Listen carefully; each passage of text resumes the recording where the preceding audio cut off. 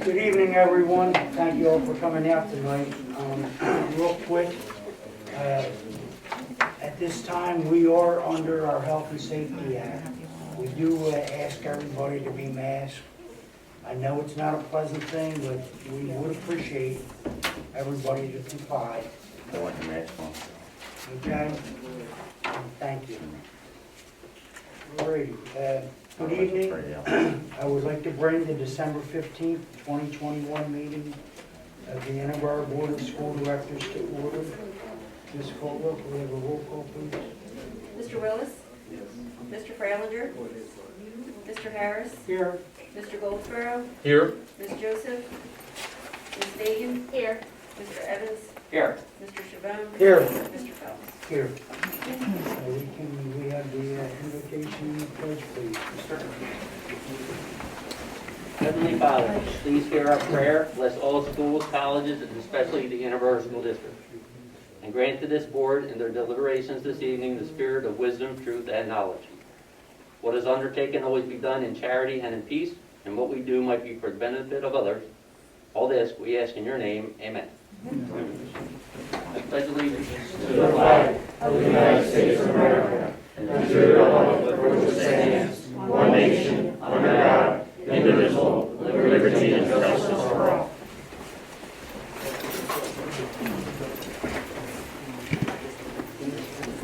Would it be okay with the board if I unlock this door so some of the members can stand outside in this entryway? They said that door is locked. Is that okay? I got it. I have it. Thank you.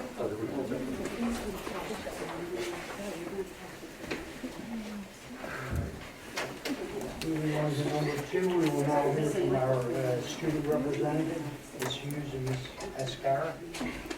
For the Kindergarten Academy, it was great to see all of our families, both in person and virtually during fall conferences and at our annual book fair. The kindergarten had our first virtual Treasure Gems Assembly where we recognized those students in both pre-K and kindergarten who were the best representative in each class for being respectful, responsible, healthy, and safe during the month. November was an amazing month at Glen Olden. Throughout the month, our students demonstrated various ways to be thankful. We challenged students to think of one thing each day they were thankful for and explain why they felt that way. This can be a challenging task, even for adults, because we begin to recognize some things we take for granted really are a gift.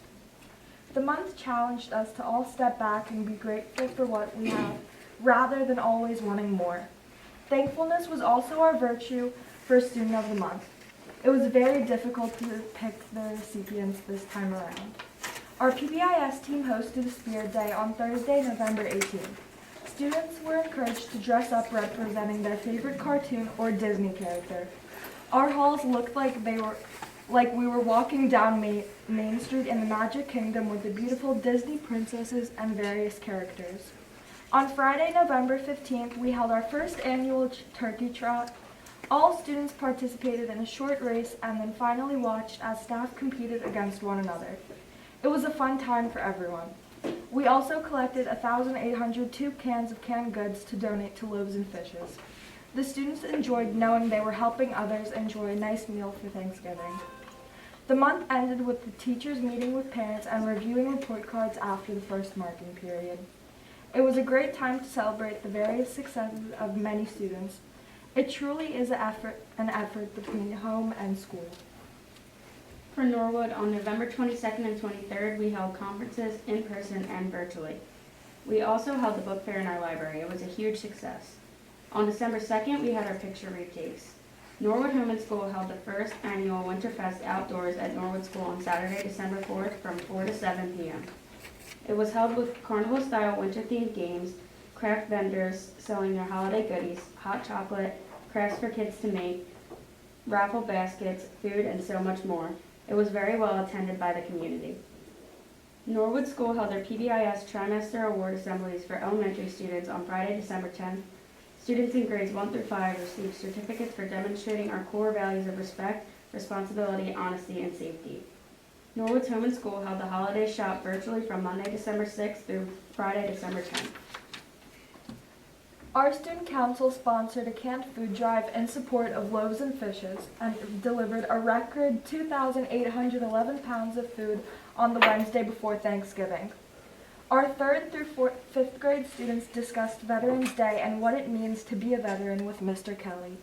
Our elementary students were rewarded for their positive, productive, and proud behaviors when they received their PBS reward for the first trimester.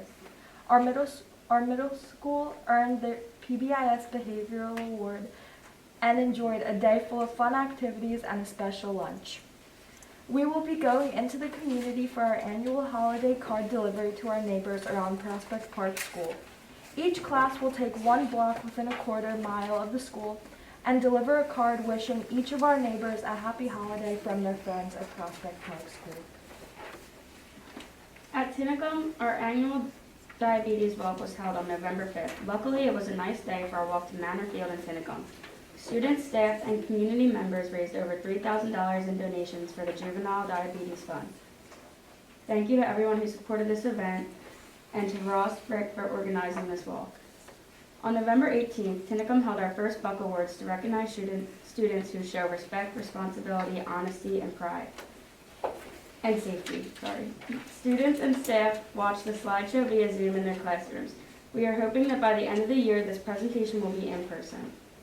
The Tinicum Turkey Bowl was held on November 19th, where 8th graders played football against the Tinicum staff. The event and the staff team were led by our fantastic PE department, Mr. Wood and Mr. Rambo. It was a well-fought battle, but in the end, the staff won the game. The PA Sports Hall of Fame Delaware County chapter has selected Stephen Ziggy Andrews of Interboro High School cross-country team as one of the student athletes who was honored as its Fall Sports Awards luncheon Thursday, December 2nd. Congratulations, Ziggy. Jada Little auditioned and placed a spot in the PMEA District 12 choir. 160 students have been selected from Chester, Delaware, and Philadelphia counties. Please congratulate Jada on her accomplishment. The high school choir has caroled at the Norwood and Prospect Park tree lighting this year. The high school winter concert will be taking place on Thursday, January 13th. The Interboro Theater is preparing to relieve the spring musical and begin the auditions and sign-ups. And that concludes our report. Thank you. We are moving on to number 3, Ms. Riley, recognition. Thank you, Mr. Phelps. At this time, I would like to introduce Margie Evans. Margie is the president of the Interboro Education Foundation. This team, her and her team, started to establish the foundation in 2019, and then COVID hit and it was sort of put on a standstill. We had plans to run the art contest, the development of the logo, and when students return, we continue that. So she is here tonight with a few of her members to present the awards for the logo of the future Interboro Education Association. So thank you, Margie, for being here and all that you're doing to put the foundation in place. Thank you. Thanks for the introduction. I just wanted to also just share a few facts about the Education Foundation as it is. So we're excited to announce information of the Interboro Education Foundation. The mission of this 501c3 organization is to supplement the district's existing educational programs. We hope to work with teachers and administrators to learn about and then support new, innovative, and unique opportunities for students. We're reaching our goals hopefully by grants, fundraising, and donations. Our motivation for success is the expectation that the Education Foundation will work with the district's teachers as they prepare their students to have great futures. And the great futures will be explained a little bit in more detail when we get to the logo design. So right now, I just want to introduce a couple of board members, officers that are here this evening. We have Tom Kiley, who's our vice president, and Betty Bailey, she's our recording secretary. Linda West is our correspondence secretary. Donna Kennis, she's a treasurer, and Jen Braycroft is a treasurer also. They were not able to be here this evening. So as Barry mentioned, we ran a logo design contest. Middle school and high school students were invited to attend by way of their art teachers. There were 31 total entries, 11 from Glen Olden, 14 from Norwood, and 16 from the high school. This display here represents our first, second, third place winners and some honorable mentions. We're happy to say that our winner is here this evening with us. His name is Vincent Lilly. He's right here, and his mom's Diane Smith-Winkle, and this is teacher Crystal Sweet from high school is also here. We also have one of the honorable mention, Anthony Packman.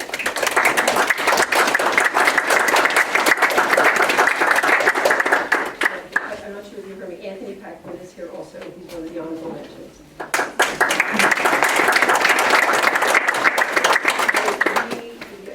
Foundation wanted to thank all of the art teachers for showing their students this opportunity, offering it to them.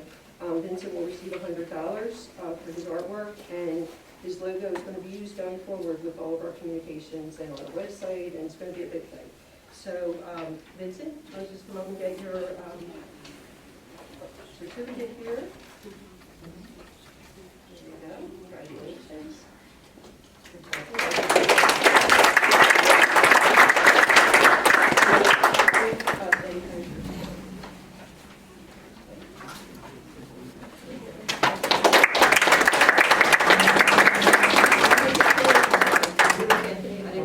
Okay, and Anthony's hands here too. All right, thank you very much. Thank you, Ms. Evans. Okay, at this time, our student reps can be excused if they would like to leave, and any of the Thank you, girls. students and parents. We're gonna stay around. Thank you. Let's go.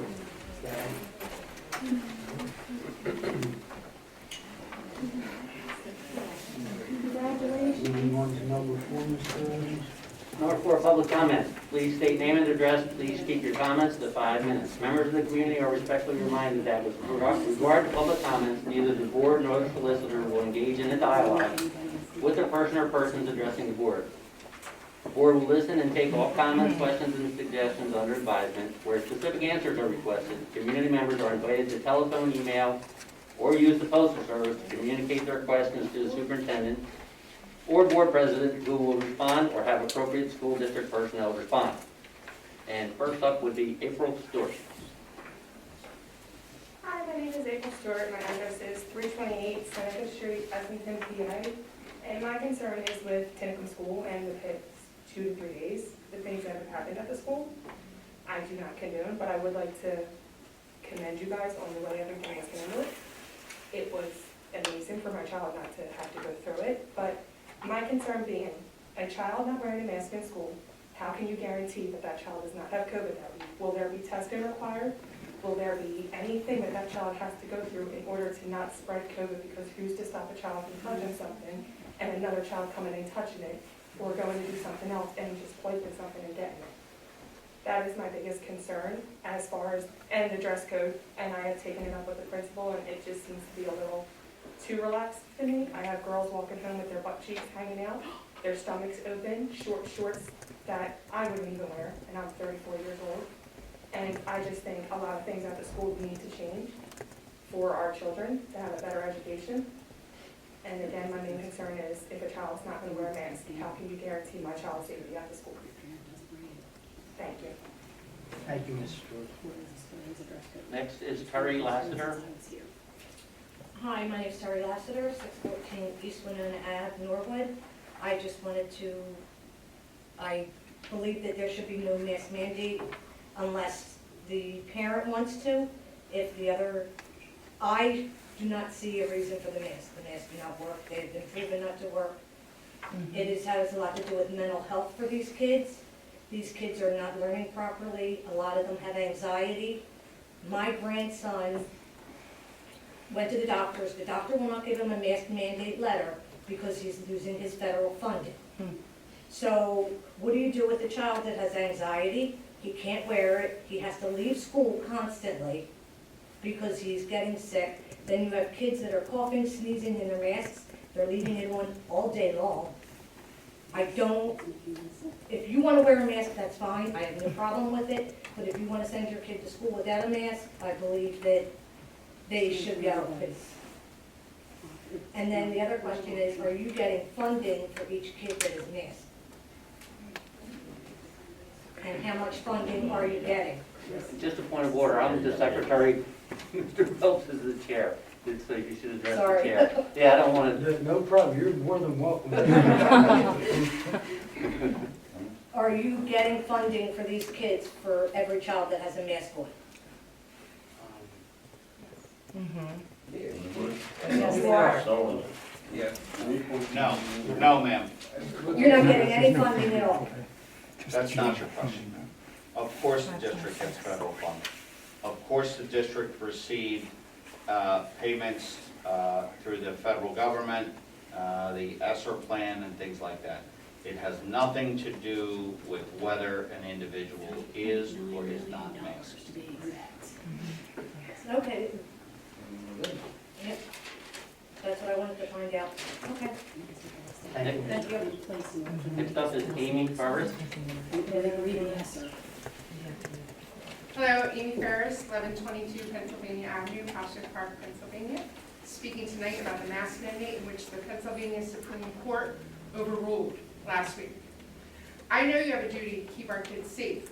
Does that mean that Ridley is not? Does that mean that Springfield is not? Does that mean Marple is not? Do they not care about their children? You guys care more about our children than those school districts who are giving the parents the choice to send their kids to school with a mask?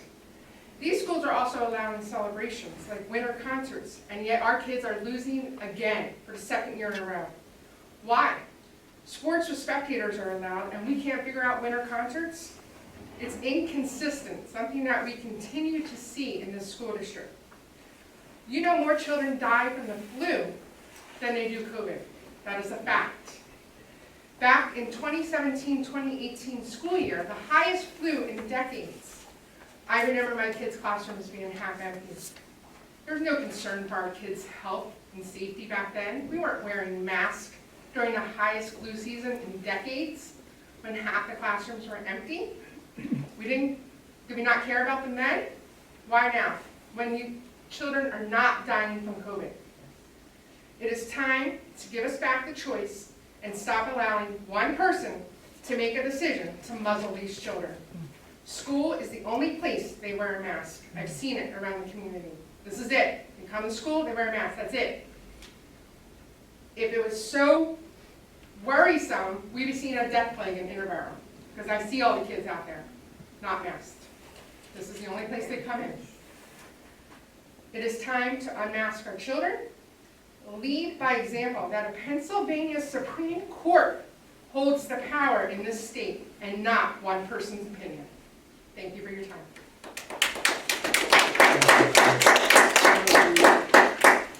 Next up is Christopher Carmenata. Yes, either way, it's okay. Thank you. Sure, right. Hello, I'm Christopher Carmenati, 20 North Ridgeway Avenue, Glen Olden, Pennsylvania. Hello, ladies and gentlemen of the board. I'm Christopher Carmenati, Chabot Carmenati, a Philadelphia-based comedian. While I spent most of my time outside of the hallways observing everybody, I should be the last person in here saying anything about a school. But because I see hypothetical fire going on these hallways, I'm screaming fire. But now, while you guys have hundreds waiting for you, I have thousands waiting for my next joke, and right now it's Interboro school districts. While people are talking about science, the highest science officers are being exposed for false studies and forged science. The National School Board is being investigated. So I'm probably wondering which one of you guys are being investigated right now. So now if wearing a mask is so helpful, then what was preventing these kids from getting sick before? They're nothing but, germ-walking parasites, I guess. And so pretty much, what is happening now is that these kids' civil rights are being broken, okay? And in Section 4 of public schools, of all things, these kids' civil rights are being broken. So in that, either singly or individually, okay? So whether you want to wear a mask or not wear a mask, you're not allowed to prevent these kids from wearing a mask. Now, I'm just waiting to see Which one of you reveal these patches of swastikas on your arms or a socialist agenda that you're pushing? Because that's what's happening now. Thank you.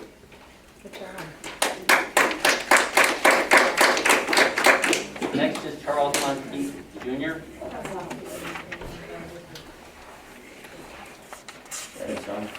Hi, my name is Charles Monteith Jr. and I've come here today to talk about the school forcing children to wear a mask and won't let me attend school, let alone go in the building. I would like Superintendent Mrs. Raleigh to be removed for breaking school policy. Here are the policies that have been broken. Pupils 235 students' rights and responsibilities. There's a line in authority that has been broken. Subsection 5, subsection 7, and subsection 9. And 340 responsibilities for student welfare, subsection 2 and subsection 6. And for those reasons, I would like Superintendent Mrs. Raleigh to be removed. We need someone who actually cares for children. And I would also like to address your concussion protocols. Now, I fell on the playground. I was walked up to the nurse by a lunch aide, and then my dad told the school to get an ambulance to come get me if the nurse didn't know what to do. My dad had to come get me instead. Now, I had a mild concussion. I would like to know why there is no concussion protocol. There is yet another reason Superintendent Mr. Raleigh should be removed.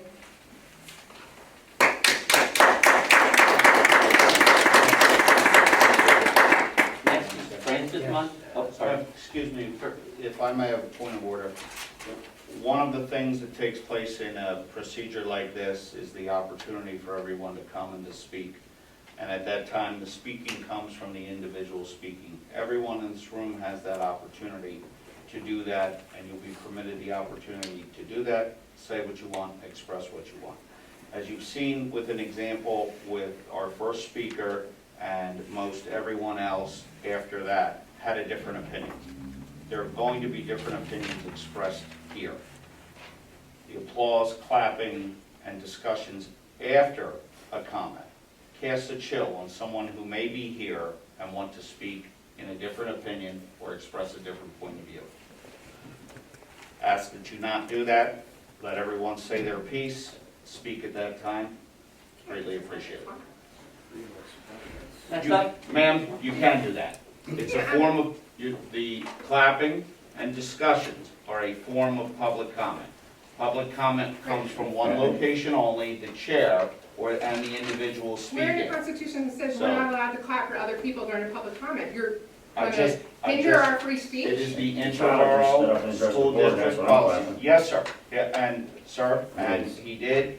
The comments that discuss after that come from one location.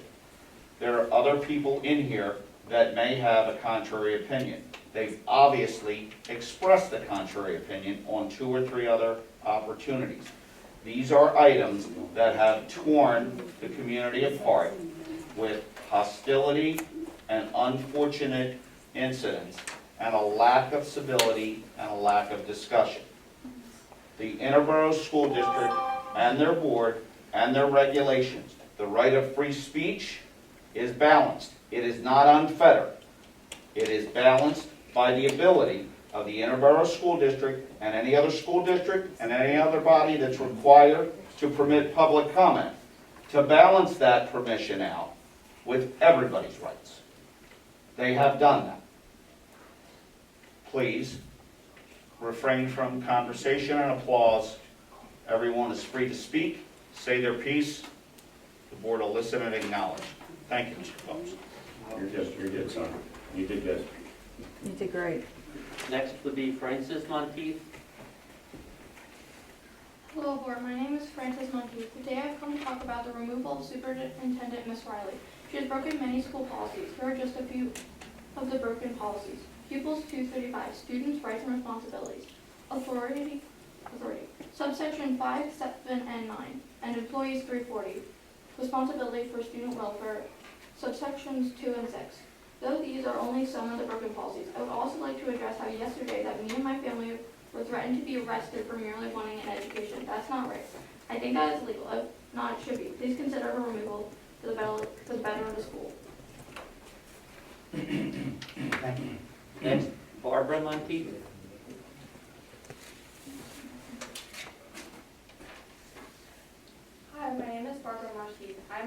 student council at Tinicum School, or so I still believe. I wouldn't know since I haven't been at school because I've been denied access multiple times. I'm here to ask that Superintendent Miss Riley be removed as superintendent.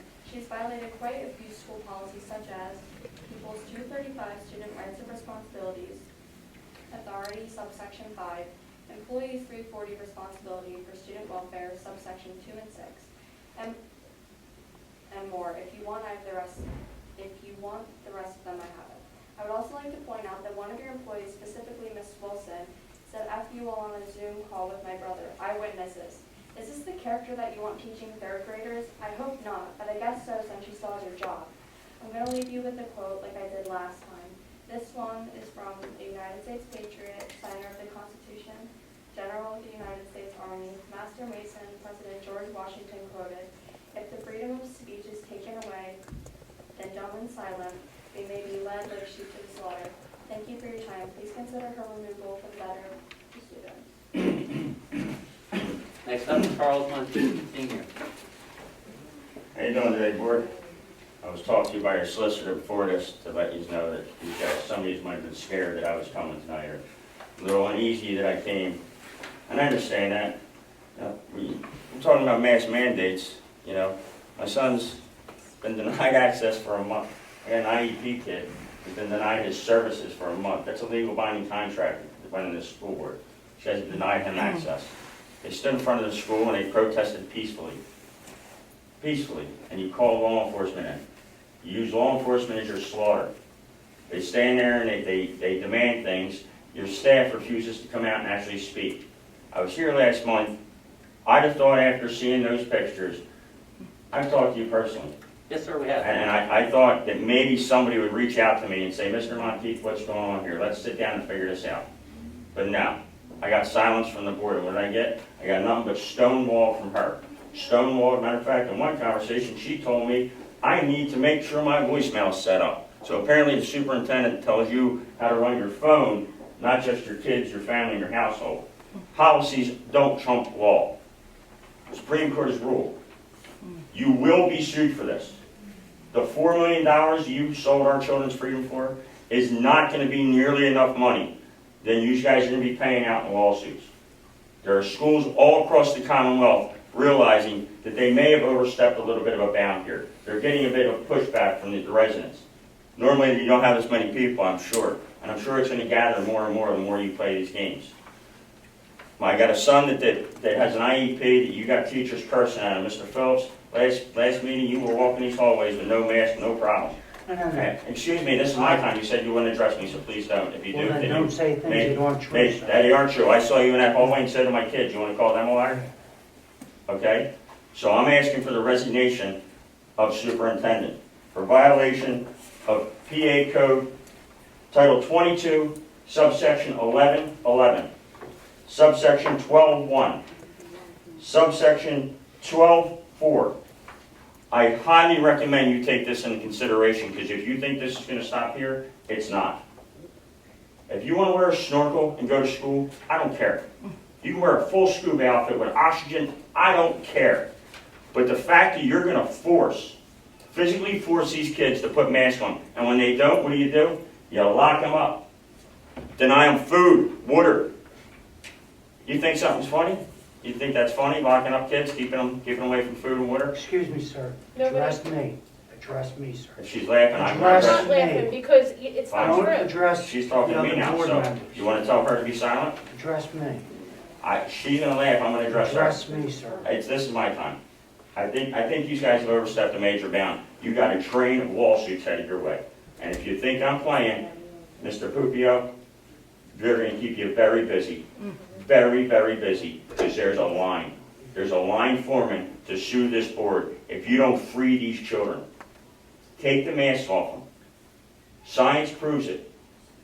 It's all there. Just look at it. You're supposed to be educators, and you stifle their First Amendment rights. You trample on every right that these kids have had. Haven't had an education in a month. Aren't you obligated underneath that subsection?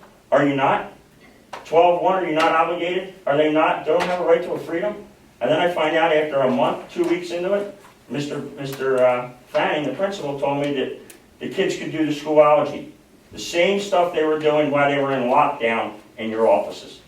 They could do that at home. Please don't bring them back. We don't have the staffing to deal with this right now. You're causing a big headache, Mr. Monteith. I said, sure, let's figure this out. So I kept them home. They continue to do Schoology. Then Miss Riley has decided that their month's worth of work is no good no more. That doesn't count. So they just went from distinguished honors, my two daughters, to nothing. No student council. The student body has addressed you. I hope you guys answer it. At least sit down. Sit at a table and have a conversation. Don't make us come up here like this. This is ridiculous. You abused my child. You abused him. It's in the bully laws. You've abused my child. You got your timer on me? Am I almost done? Almost, sir. Yeah. Good luck. You got a lawsuit coming. And my name's going to be at the top of it. I can guarantee you that. Thank you. Mine. Next up, Mr. Mike Dana. All right, hello. All right. Thanks for letting me speak once again. The reason that I'm up here today is I would like to call for you guys not to vote tonight on your proposed plan of doing red is you're going by the county numbers. We can't go by the county numbers. You can't, because just out of looking, I found 28 different senior citizens' homes with 4,259 beds in Delaware County alone. So if you take those numbers out, I mean, 65 and older, it's no secret that 65 and older is the, and I went to your guys' policies, board and procedure. It says administration and regulations are not part of the board policy and may be altered by the administration without board action. Administration regulations may not conflict with board policy or with applicable law. Now we're saying the law is that there is no mandate, so, I mean, if we go by that, then it says that neither the board nor the administration intends to violate federal or state constitutions or any other applicable law. If any policy and procedure or administration regulation can be given multiple interpretations, the board and the administration intend that only constitutional and lawful interpretations shall be valid, and that neither an unconstitutional nor an unlawful interpretation was intended. That's step one. I brought back, I know you guys had it, I know there's persons on the board that doesn't believe in American frontline doctors, but they say the size of the virus particle is much too small to be stopped by a surgical mask. Cloth and bandana, a single variant of SARS-CoV-2 is about 60 to 140 nanometers or 0.1 microns. The pore size in a surgical mask is 200 to 1,000 times that size. Consider that the CDC website, surgical masks do not catch all harmful particles in. That's another one. All right. From attorney Eric Winters, schools are opening themselves up to healthy lawsuits because they are following an illegal order imposed by the Department of Health. The Department of Health only has authority over the sick, not the healthy. Your child cannot be treated differently than their peers who are wearing a mask. Segregating a child because they're not wearing a mask is discrimination. Parents who sue the school for discrimination and win their case can receive a generous amount of funds. This is coming directly from Eric Winters of Prince Law up in, he's up Central PA. I know the guy personally. Here we are with a notification today, and you guys all know, you put it out, 9 cases in the school. Now, unless they were traced back home, there's your answer. You know, if we don't know where they're at, if we don't know they're traceable, masks don't work. We show it. We got 9 cases.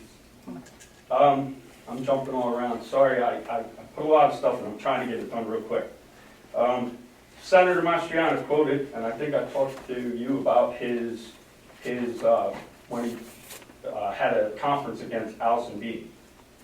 1.7 million children at that time in the school system.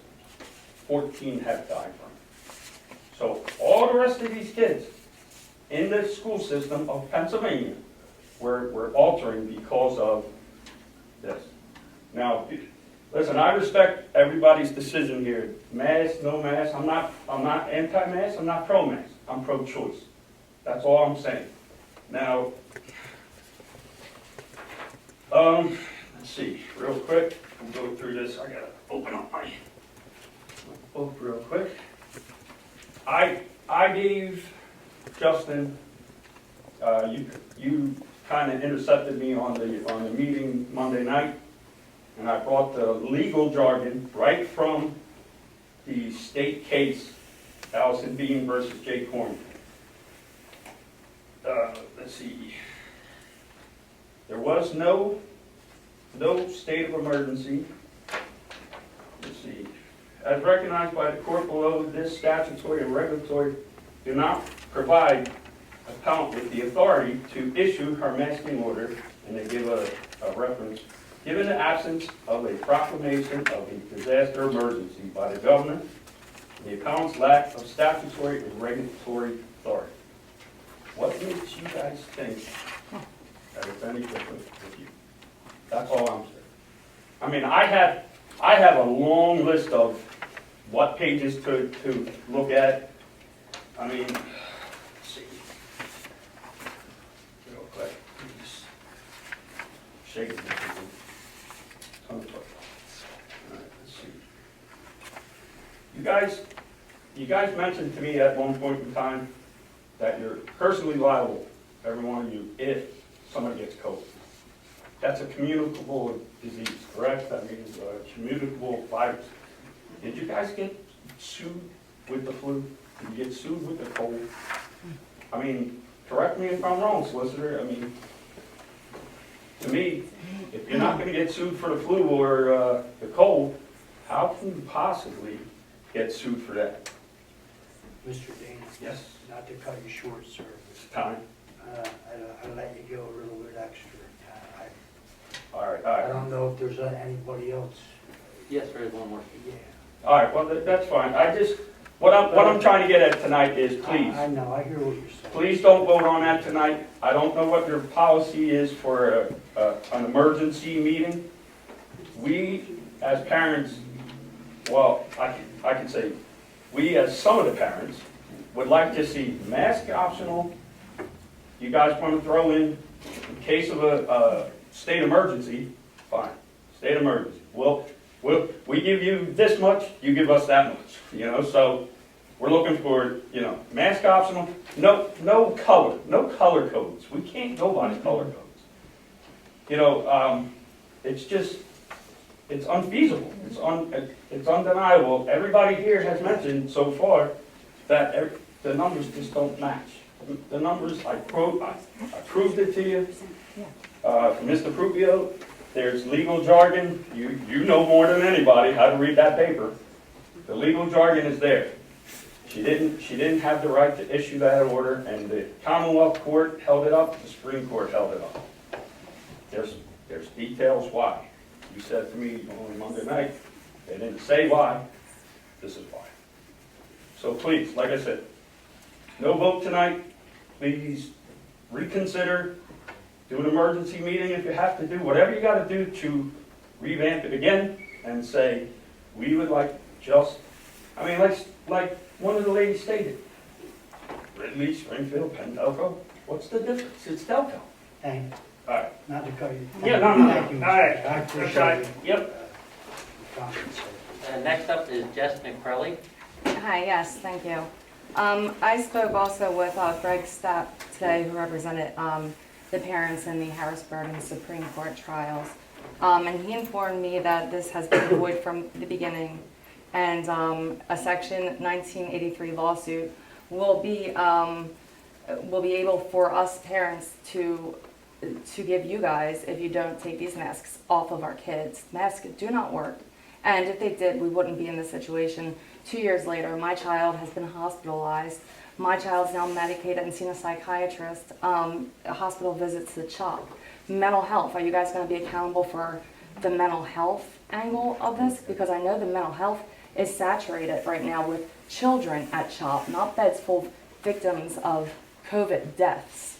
So that being said, the COVID death for children is under 1%. So you guys are all vaccinated, so you guys are free and clear. And the kids that want to get vaccinated, they have that option here with your school. And if the kids want to get vaccinated and wear a mask, have at it. But it's our option as Americans, the land of the free, to breathe oxygen and not our own waste. So I'm just letting everyone know where I stand with this. I'm calling him tomorrow with the verdict, and he's willing to represent the people of this school district. I spoke with him for an hour and 30 minutes, and you guys are overstepping your boundaries. These are children. They need air. My kid is in 2nd grade. Kindergarten was a wash. 1st grade was virtual learning. And now 2nd grade, masks still. The facial expressions, they're not seeing. They're not seeing their teachers' mouths pronounce words. And down the line, what's going to happen? Are you guys going to be on the line if our kids all have mental health issues and can't read and write or speak clearly because of the issues that you're inflicting on them, trying to save them from a flu that's a 99.997% survival? I mean, this is unconstitutional and this is tyranny. And that's all I have to say.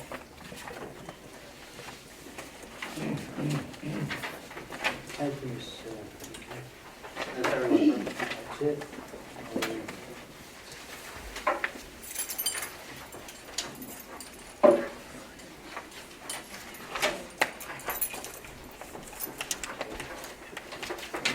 Thank you all for your comments, we appreciate them. Moving on to number 5, Mr. Evans.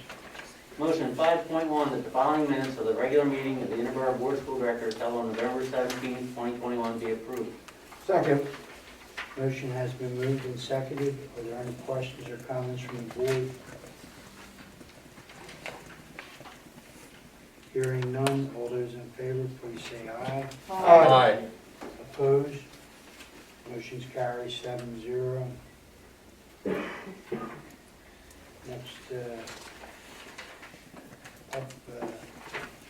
number 6. No, motion 5.2, that the following minutes of the reorganization meeting of the Interboro Board of School Directors held on December 6, 2021 be approved. Second. Motion has been moved and seconded. Are there any questions or comments from the board? Hearing none, all those in favor, please say aye. Aye. Opposed? Motion carries 7-0. We'll now hear from our solicitor, Mr. Rubio. Thank you, Mr. President. Good evening, members of the board, Superintendent Riley, members of the public.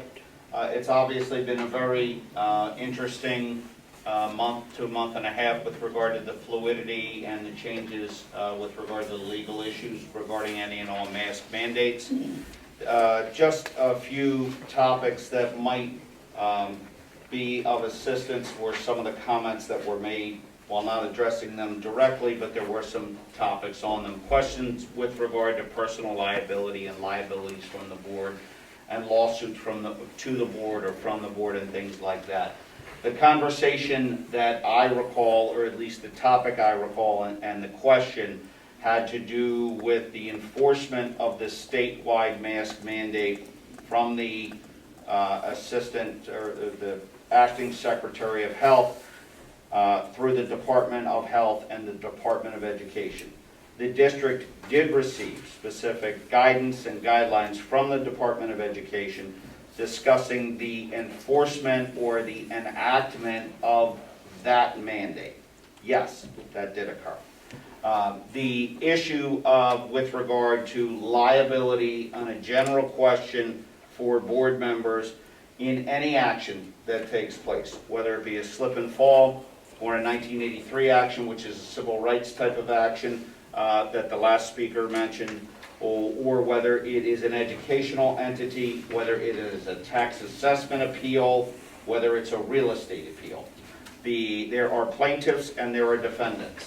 The district and the board are defendants in almost every case. The district and the board have insurance, including director and officer's insurance, that would cover those issues. So the aspects and the issues of decisions being made specifically because of liability or fear of lawsuits or things like that, that is not specifically there. In any advice that's given and then any decision that a board makes, obviously they're going to weigh advice that they're given along with the decision-making capacity that they have.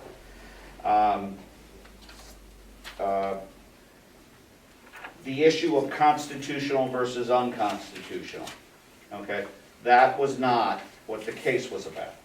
The case was about the acting Secretary of Health saying that she could enact a mandatory mask mandate, take the issue away from the schools and bring it up. She had the authority and the power to do so because of X, because of Y, because of Z.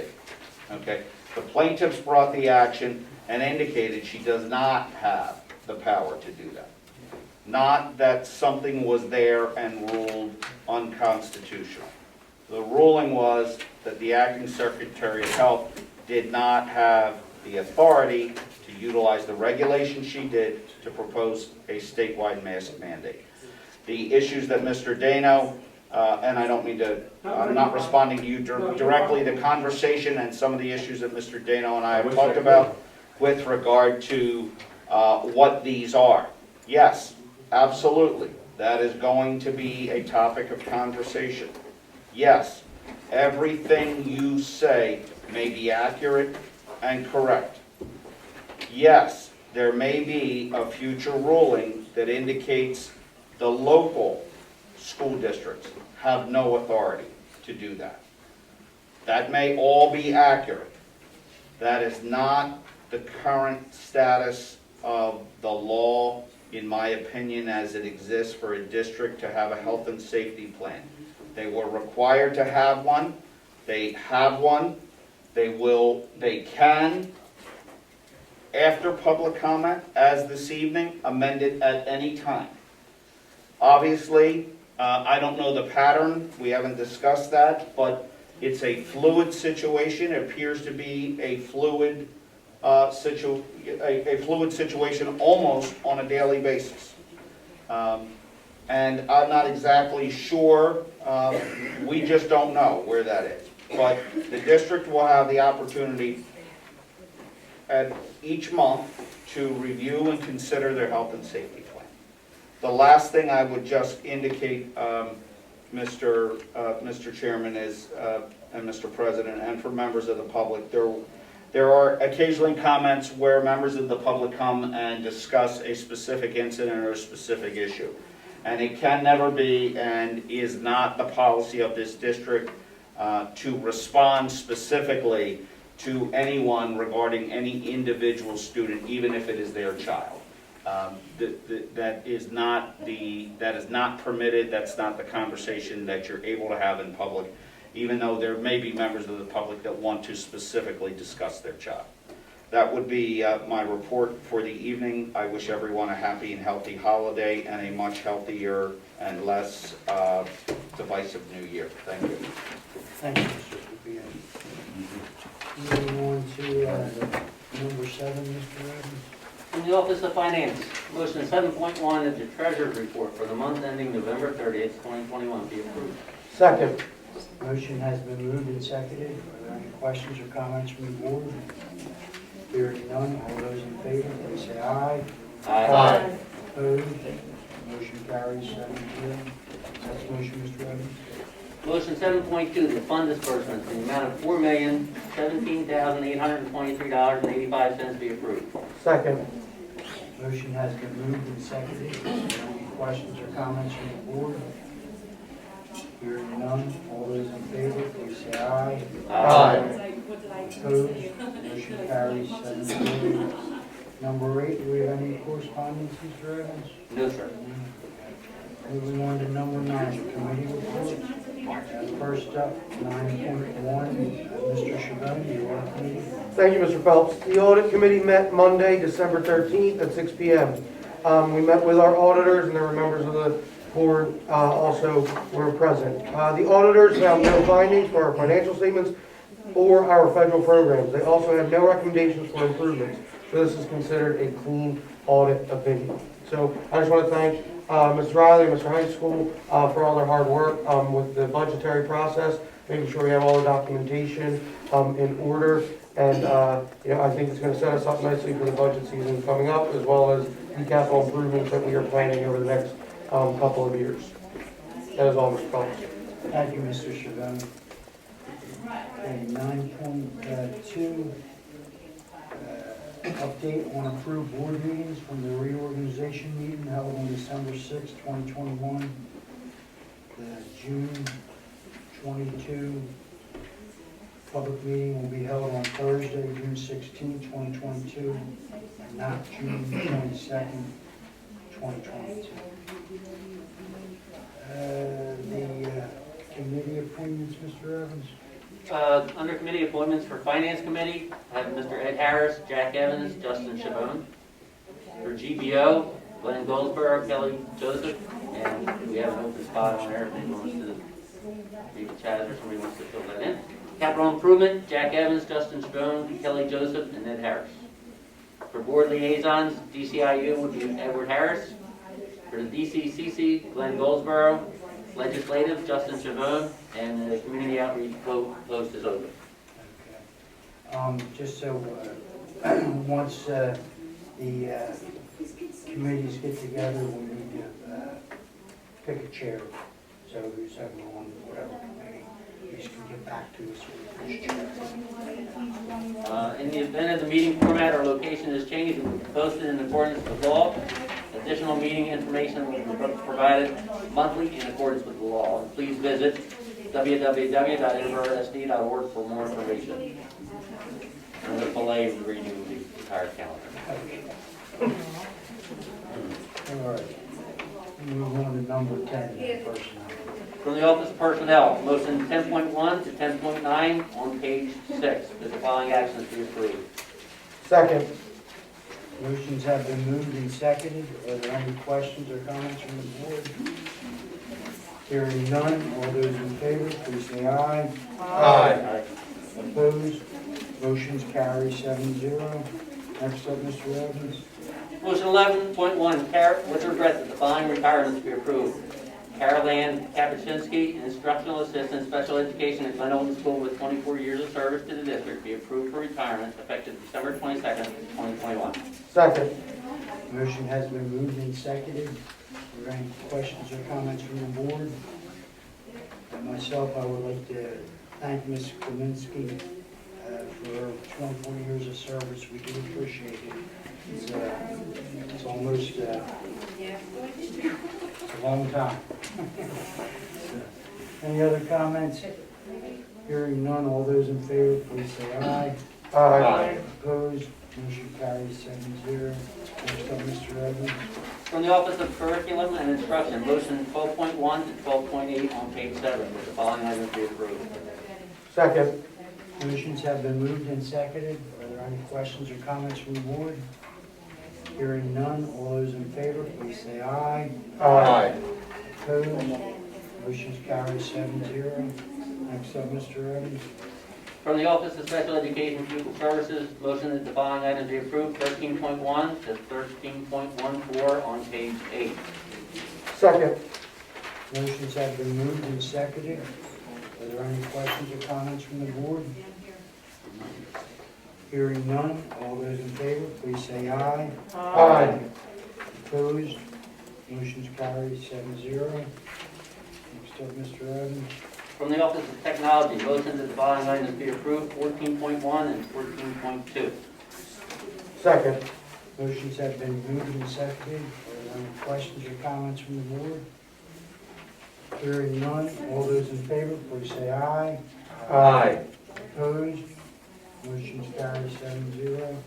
Next up, Mr. Evans. From the Office of Finance, motion that the following items be approved. 15.1, that the Board of School Directors approve the audited financial statements prepared by Barbicane Thornton and Company LLP for the school year ending June 30th, 2021.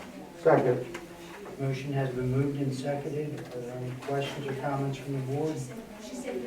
Hearing none, all those in favor, please say aye. Aye. Opposed, motion carries 7-0. Next motion, Mr. Evans. Motion 16, that the Board of School Directors approve the PA REAP Technology Services Agreement with NSAN Inc. for January 1st, 2022 through December 31st, 2022 in the amount of $1,099 to be paid from district funds. Second. Motion has been moved and seconded. Are there any questions or comments from the board? Hearing none, all those in favor, please say aye. Aye. Opposed, motion carries 7-0. Next motion, Mr. Evans. Motion 17, the Board of School Directors approve the lease agreement between Widener University and Interboro High School swim teams for use of the Schwartz Athletic Center natatorium located in the city of Chester, Delaware County, Pennsylvania for the 2021-22 school year at a cost of $3,100 to be paid from district funds. Second. Motion has been moved and seconded. Are there any questions or comments from the board? Hearing none, all those in favor, please say aye. Aye. Opposed, motion carries 7-0. Next motion, Mr. Evans. Motion 18 is a roll call motion that the Board of School Directors approve the revision to the 2021-2022 Health and Safety Plan. Second. Motion has been moved and seconded. Are there any questions or comments from the board? Just real quick, I don't want you to think, Mr. Dana, that I'm not listening to every word you're saying, sir. Every word. Okay? But I want to tell you why I want to support this. This is where they sell the kids down the river. Okay? I want to support this because this is moving forward to where you want to be. No. To a lot of us, yes. Well, I'm just. Yeah, you you're talking to understand me what I'm saying? directly, yes. I'm talking to you, sir. Yes. Because you're one of the ones that are in here, so this is for everybody, and I Right. wanted to tell you why I'm supporting this motion tonight. Okay, I was thinking about tabling it, but the problem is if I table it, it stays the way it is. It stays the way it is. No, it doesn't stay the way it is. With this motion here, it does change, and it changes with the levels. So this is a step forward. It's not a giant leap, but I guarantee you, we will be having more discussion on this. How do we get an emergency meeting then to rectify it? Well, I don't know about an emergency meeting, but I'm not going to interact with you through the doorway now, okay, right this second. But I guarantee you, we are going to have more discussion on this. I just want to explain to you, sir, why I'm supporting this tonight, because I feel this is better than what we have. You're right, it's not where we need to be, but we're heading in the right direction. Well, technically, I mean, I know you can't back and forth, but technically, if we go with the colors, the kids are still stuck with the mask, and then until it goes down, it goes down. But I would imagine that the people here voting for this mask mandate, I mean, to be optional, when could, okay, let me ask you, when could we revisit this? We're going to be having a meeting on this. Before next month, or? It will probably be on the agenda for next month. Another month? These kids can't wear a mask. Well, school. What are the Point of revisions order. that are being made? That's Yes, what I'm Mr. gonna- Evans. Point of order. We're in the midst of a motion. Yes. Comments, when I ask for Yeah. comments on a motion, it's comments from the board, not from the community. All right. Quick comment, Mr. Yes, Mr. Chavon. Just to clarify the revisions that we discussed on Monday at our public work session.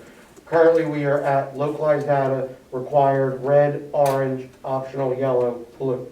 We're moving to the countywide data, required red, optional orange, optional yellow, optional blue. Okay.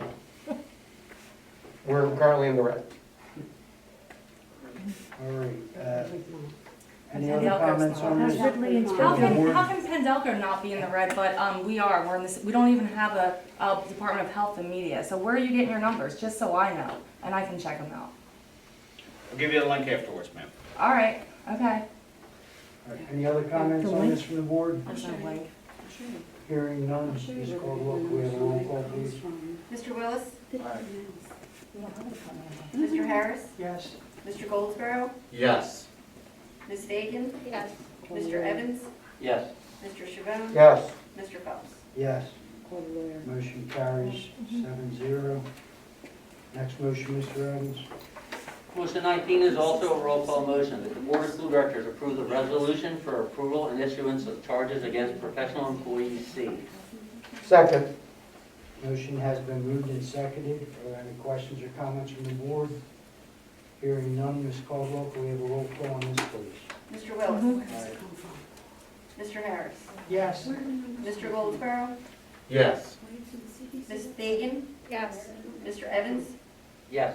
Mr. Chabon? Yes. Mr. Phelps? Yes. Motion carries 7-0. Next motion, Mr. Evans.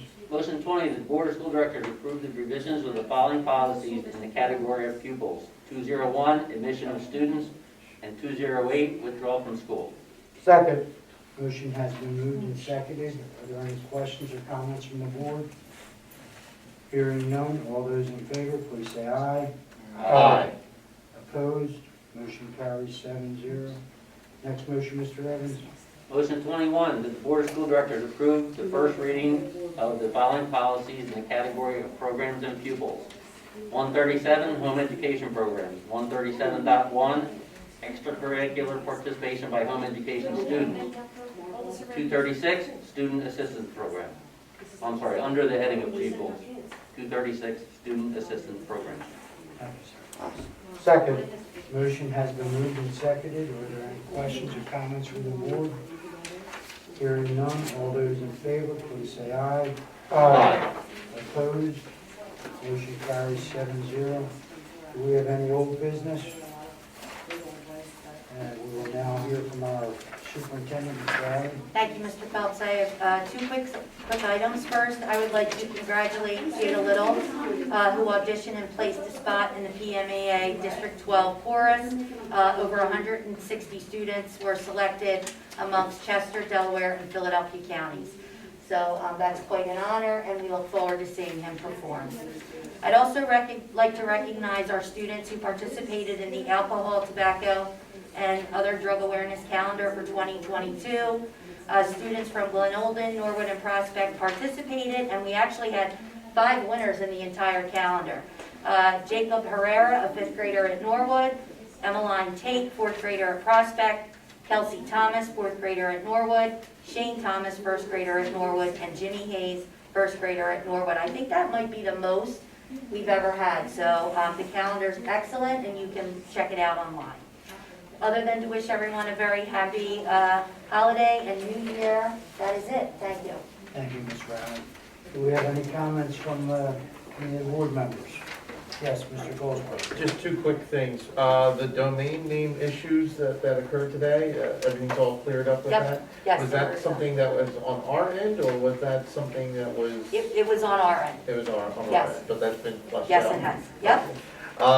The other item is, since I didn't give a Delaware County Community College update, I just got a quick email update from the Delaware County Community College, and I figure it's good news, so I want to let everybody know.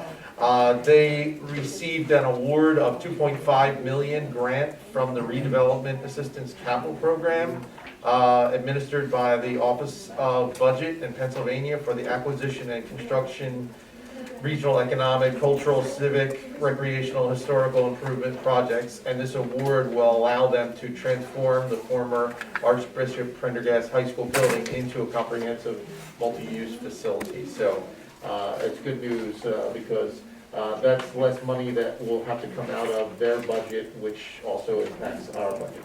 So that's great news. That's all. Is that it? That's it. Thank you. Any other board members have comment? Yes, Mr. Evans. One of the gentlemen who spoke tonight said that we have spoken in the past, and indeed, we have some couple of years ago, but I don't remember how much was about school board business, it was actually about a private matter, a private business matter on the outside. That said, I like to think I'm open to discussion with anybody, even though I don't represent his particular district. I'm from Norwood, Mr. Monteith is from Finicum. I would ask first that he refer any of his questions to his representatives, but we represent everybody in the community, so I like to think that I'm open. So anybody who ever wants to come up and talk to me, Mr. Monteith as well, is certainly welcome to do so. Thank you. Thank you, Mr. Evans. Who represents Glen Olden? Any other comments from the board? All right, myself, I would like to thank Mr. Willis for joining our board. He's one of our new members that just got elected on. We do appreciate you signing up, sir. Okay,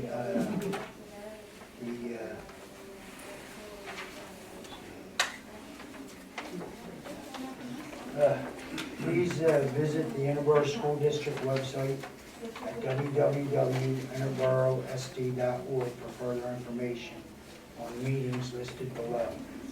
On Monday, January 10th, 2022, a Finance Committee meeting with the GBO meeting immediately following will be held virtually at 7 p.m. The next work session of the Interboro Board of School Directors will be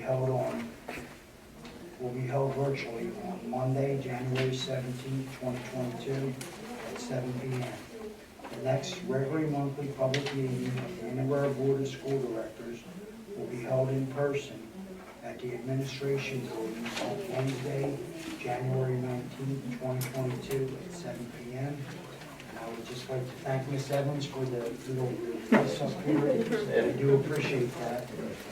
Okay, the meeting is adjourned. Thank you all for coming.